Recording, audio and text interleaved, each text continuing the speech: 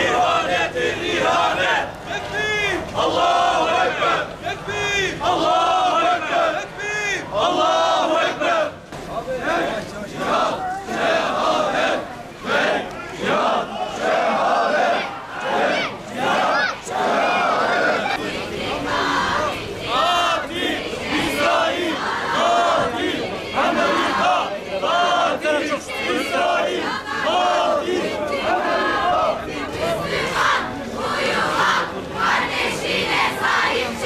Müslüman uyuma, kardeşine sahip çık. La ilahe illallah. La ilahe illallah. Muhammed Resulullah. Sıra gelecek. Susma, sustukça sıra sana gelecek.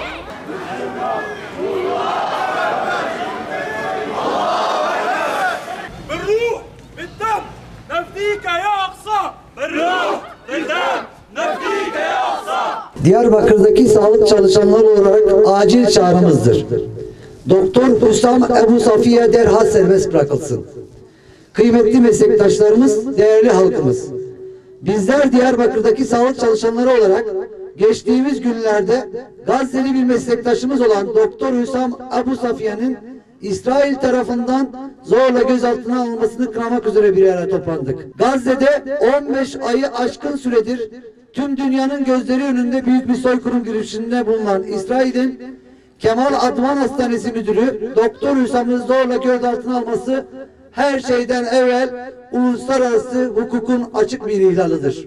Sağlık tesisleri ve sağlık çalışanları uluslararası hukukun temel ilkelerine göre savaşın tarafı değildir.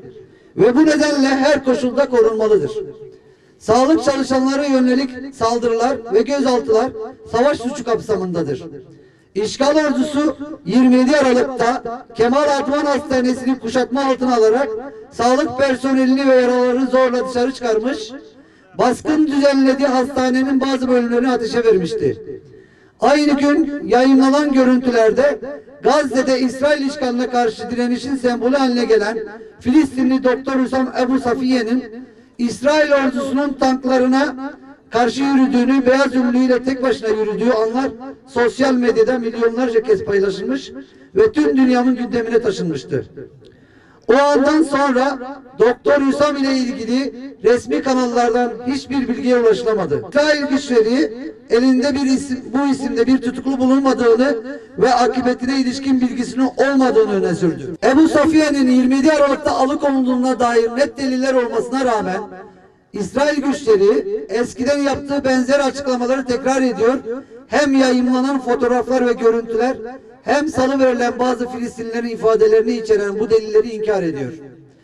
İşgalcilerin açıklamaları gösteriyor ki zorla kaybetme suçuyla karşı karşıya kalan binlerce Gazze'li tutuklu gibi Doktor Hüsam Ebu Safiye'nin akıbeti de hali hazırda büyük bir tehlike altındadır. Hepimiz bilmeliyiz ki Doktor Hüsam Ebu Safiye bu süreçte kahraman olmuştur. Kemal Advan Hastanesi'nde tüm imkansızlıklara rağmen yaptıkları, ortaya koyduğu emek ve kararlı duruşu bir kez daha işgalin kirli yüzünün tüm dünya açık bir şekilde sergilenmesini sağlamıştır. Onun işgalciler tarafından tutuklandığını tüm dünya bilmektedir.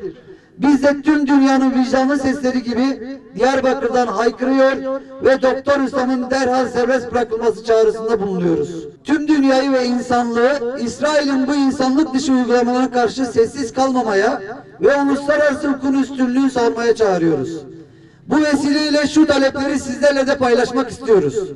Doktor Hüsam Ebu Safiye ve gözaltındaki diğer tüm sağlık çalışanları derhal serbest bırakılmalıdır. Uluslararası toplum İsrail'in bu savaş suçlarından dolayı sorumlu tutmalı ve gerekli yaptırımları gecikmeden uygulamalıdır.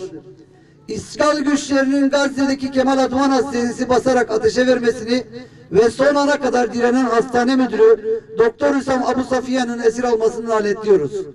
Hiçbir millet, din ve etnik köken gözetmeden hastaların iyilik halinin ve insan yaşamının korunmasının hekimler için öncelikli olduğunu hatırlatıyor meslektaşlarımızın derhal serbest bırakılması için Dünya Tabipler Birliği'ni ve Dünya Sağlık Örgütü'nü ve uluslararası kamuoyu göreve çağırıyoruz. Dün varılan ve yarın başlayacak olan ateşkesten ötürü de onurlu Gazze halkının ve Hamas'ın zaferini selamlamak istiyoruz. Bu anlaşma ile İsrail'in zelil biçimde yenildiğini açıkça vurgulamak isteriz. Zira işgalci rejim Gazze'de 15 aydır sürdürdüğü bu vahşette sivilleri katletmekten başka bir şey yapamamış, batılı güçlerin sınırsız desteğine rağmen vaat ettiği hiçbir hedefine ulaşamamış ve İzzetli Gazze halkının Hamas'ın direnişi karşısında geri adım atarak anlaşmak zorunda kalmıştır. Bu durum İsrail'in askeri ve siyasi çöküşünü de birlikte getirecektir. Çünkü Siyonist rejimin yenilmezlik miti Gazze'de yerle bir olmuştur. Ağır kayıplar veren işgal ordusu, moral bozukluğu ve askerlikten kaçınma gibi ciddi sorunlarla karşı karşıyadır. Siyonist rejim içeride ve dışarıda büyük bir prestij kaybı yaşamıştır. Batılı müttefiklerin bile desteğini yitirmiştir. İsrail uluslararası arenada yalnızlaşmıştır.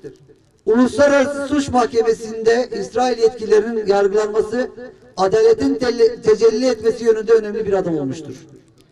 Siyonist rejim ve destekçileri dünya halklarının büyük bir kısmının da nefretini kazanmıştır. Tüm bunlar göz önünde tutulduğunda İsrail her alanda kaybetmiş ve yaşadığımız tarih kesitine en büyük soykırımcı, vahşi bir işgalci olarak kaydedilmiştir. İsrail'in vahşeti dünya genelinde büyük bir tepki yaratmıştır. İsrail'in işgalci ve terörist bir devlet olduğu gerçeği artık tüm dünyada kabul görmektedir. Batılı ülkeleri insan hakları ve demokrasi söylemleri İsrail'in işgali karşısında çürümüştür. Batı'nın ikiyüzlü politikaları dünya kamuoyunda büyük bir güvensizlik yaratmıştır. Gazze'deki vahşete dair gelişmeler küresel düzeni derinden sarsmıştır. Beyaz adamın üstünlüğü miti yerle bir olmuş ve yeni bir dünya düzeni inşası için umutlar yeşermiştir. İsrail'in Gazze'de yaşadığı yenilgi sadece bir askeri başarısızlık değil, aynı zamanda küresel adalet ve eşitlik mücadelesine önemli bir dönüm noktasıdır.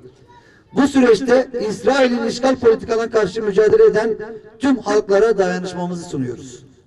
Önümüzdeki süreç için her yönden hazırlıklı olmalıyız.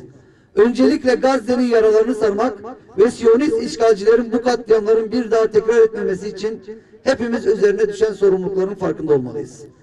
Ateşkes ile Gazze gündemden düşmemeli, aksine daha gürseda ve birçok imkanla yeniden en yoğun biçimde gündemde tutulmalıdır.